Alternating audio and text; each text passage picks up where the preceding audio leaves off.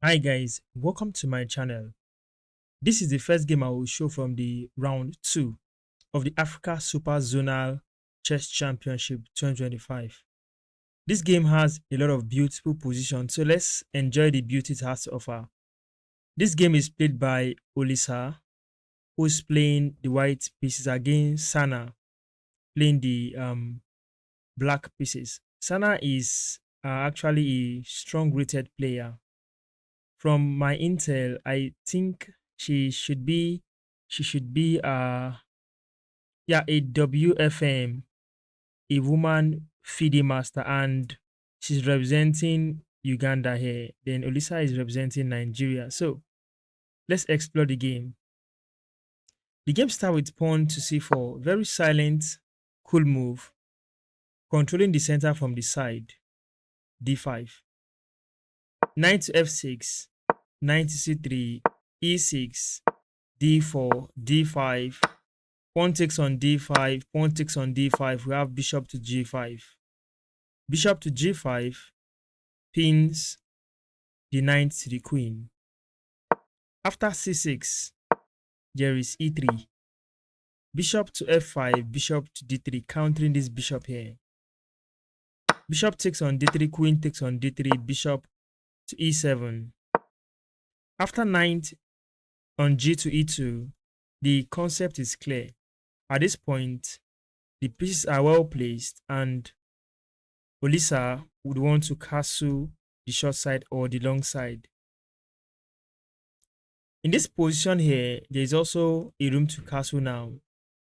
However, what did Sana play in this position? She chose to go with knight on b to d7. She is observing her opponent, where her opponent will castle to, so she can plan an attack towards that direction.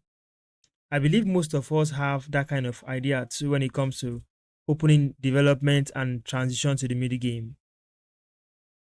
Tennyson actually decided to castle the short side. Sana went on with castling the short side too. Knight to g3, we have h6. h6 attacks the bishop. Bishop can retreat, but there is a problem with bishop to h4. Instantly, you will see this move, g5, and that bishop will be trapped. So, for those of you considering going to f4, the same thing would happen. However, the saving grace here is just moving the bishop to e5 instead. Then knight will take, pawn takes, and Tennyson doesn't want this to happen in the long run. After knight moves, this pawn becomes a target. So in this position, after h6 attacking that bishop, he chooses to go for bishop takes the knight on f6 right away, saving time and still keeping up to the initiative. Here knight takes, then he played knight to f5. After knight to f5, Sana chooses to continue with rook to e8. Pawn to f3. Here bishop goes back to f8 to support in defending this diagonal, then giving room for the rook to be active.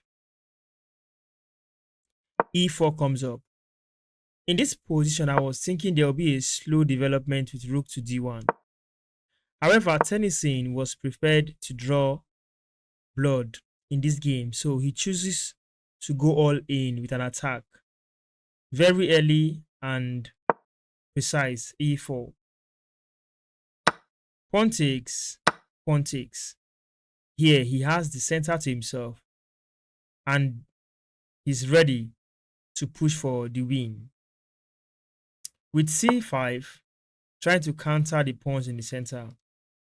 This enables Tennyson to take more space and expand further into black's territory with pawn to d5. Queen to b6 comes up. This is a move very deceptive that has two functions. The first one is to take the pawn, which is natural. However, the second underlying threat is to push pawn to c4, creates a check on the king. King moves, then the pawn picks the queen.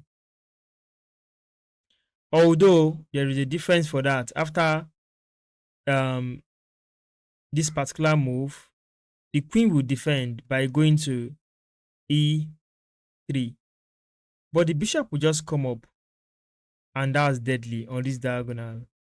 So queen to f3 instead. Here, knight moves to h7. Why knight to h7?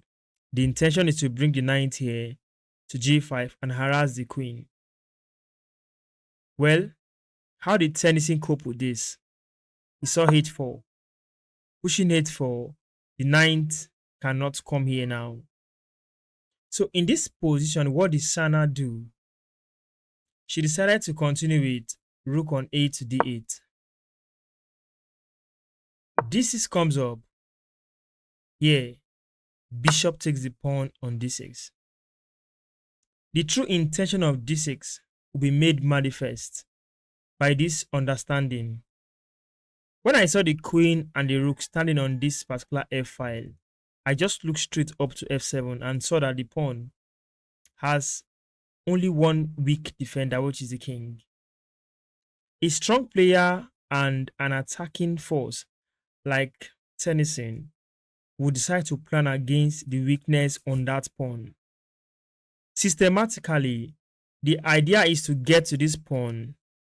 That is why d6 was pushed. Taking with the bishop enables some kind of idea. Another intention of playing d6 is to free up d5 square so that the knight can come into the game and the pressure will be here with the intention to take the pawn back with the queen. So the pawn given on d6 was never free pawn.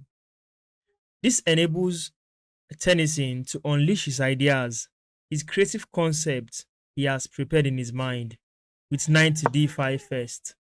With tempo, he attacks the queen standing there on b6. Queen goes to c6 with the intention to keep the queen safe. Here, Tennyson played a brilliant move, knight on f to e7 check. This is brilliant. How did I know?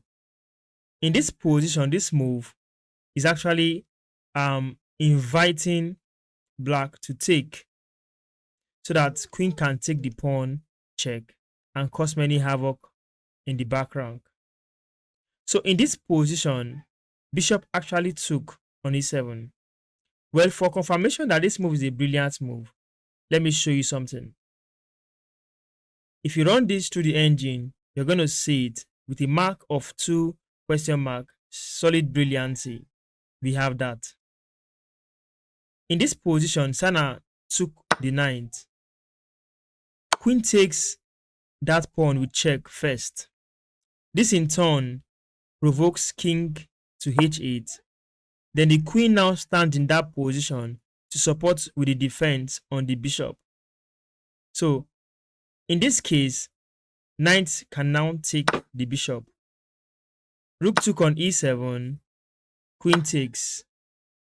Rook to e8, attacking the queen. Here, queen goes back to f7. Knight comes in to f6. 3 pieces now are on that pawn. What to do? In this position, there is rook on a to e1. Just adding one more defender to that particular pawn. There was no defender actually, just adding a defender to that pawn. Here, c4 followed, queen to g6. A slow way to gradually defend this pawn and prepare for a back rank takeover. Queen to c5 comes up with check, king to h1, here queen to e7. With e5, knight moves to d5. After rook to e1, in this position, black resigned. Can you see the continuation? The continuation in this position is simply rook moving over to f7, and the game ends from there. Thank you for watching this video. If you've enjoyed it, do not forget to subscribe to the channel for more, like and share to your friends. See you in more videos coming out from the Africa Super Zonal Chess Championship. 2025.